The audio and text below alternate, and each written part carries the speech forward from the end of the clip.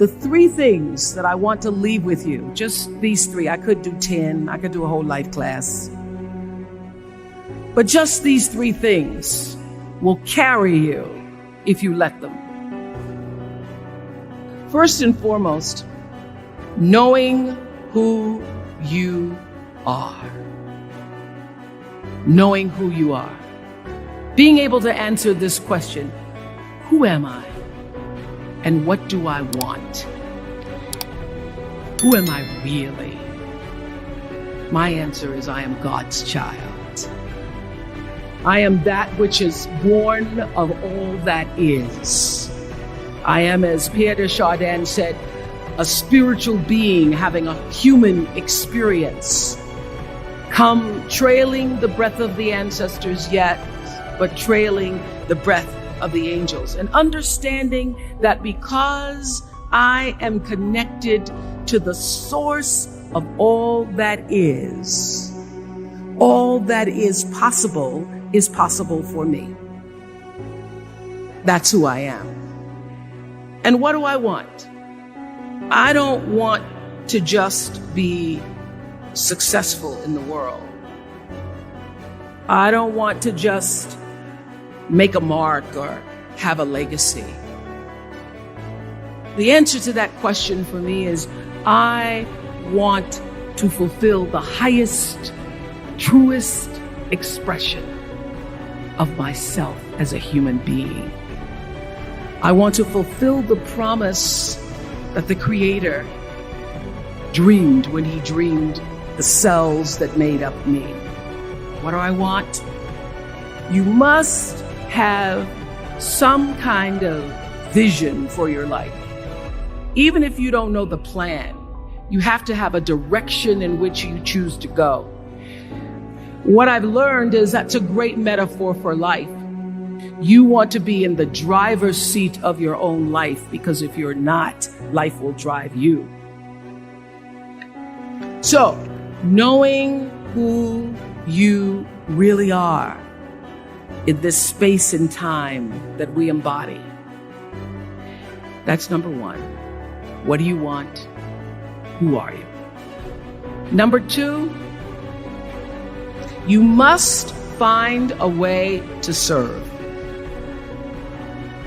Martin Luther King said that not everybody can be famous, but everybody can be great, because greatness is determined by service. Now, we live in a world where everybody wants to be famous and where we admire people for just being famous. We think being known brings us value. The truth is, all of that will fade in time. In 3 years, you won't be able to name the housewives a banana.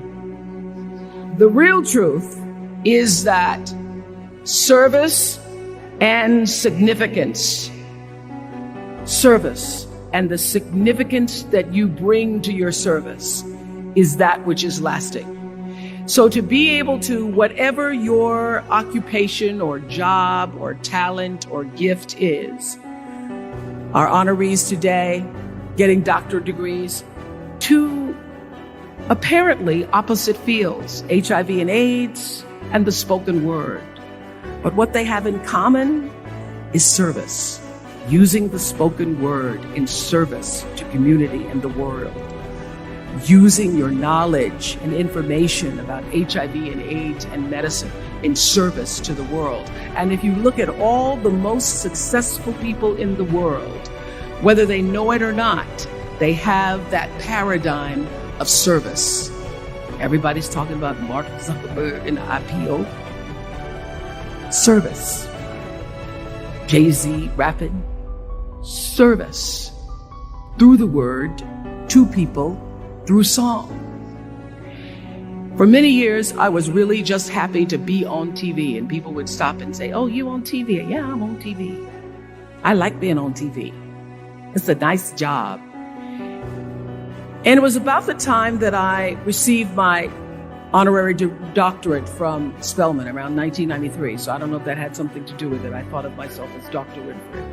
That I went back and I took a long look at what it was I was doing on TV and made a decision that I was no longer going to just be on TV, but I was going to use TV as a platform, as a force for good, and not be used by TV. And I will tell you, my decision to make that significant change in the way I operated on television, using television as a service, changed my career exponentially. Service through medicine, service through art, using whatever it is you produce, your product, as a way of giving back to the world. When you shift the paradigm of whatever it is you choose to do to service, and you bring significance to that, success will, I promise you, follow you. Service and significance equals success. That's number 2. Number 3, it's so simple, but so hard to do. Always do the right thing. Be excellent. People notice.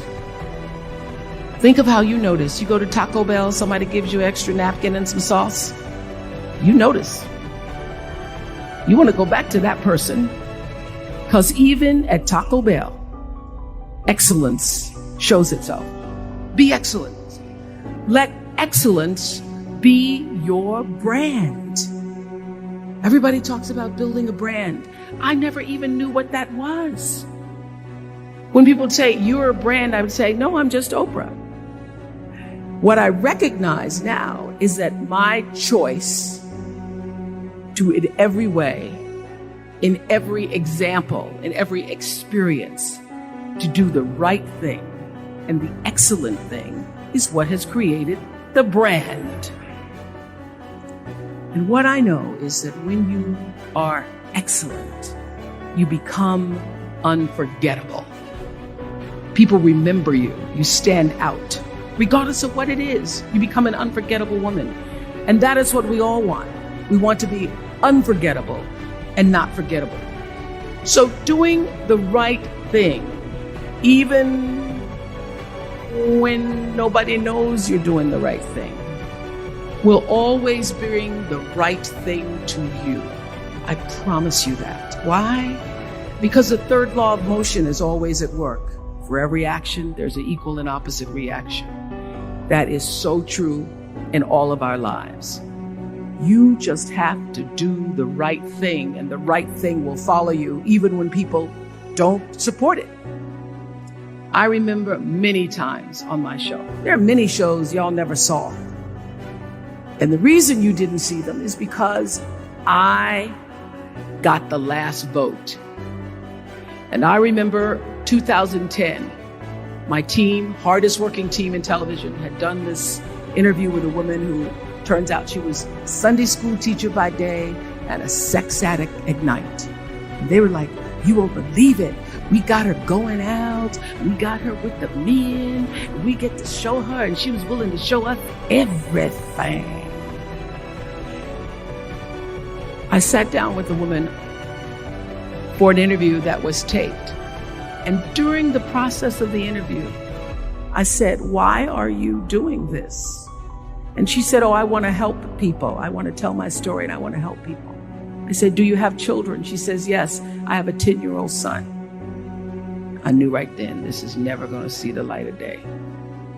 So we got off the air and I said to the lady, we are not going to air that show.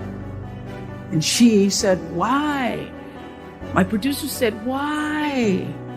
She knew she was being filmed. She knew what she was saying. She knows what I said, because her son will never get over it. Her son will never get over it. And it's not worth a rating point to me. Not worth a rating point to me to know that there's a 10-year-old boy who's destroyed because his mother went on the Oprah Winfrey Show and told all her business. You do the right thing, even when other people think it may not be. And oftentimes, when you make a decision to do the right thing, immediately you're faced with doubt. Was that the right thing? Was that the right decision? I don't know. Was it the right thing? You always know it's the right thing, when in the end, there is peace.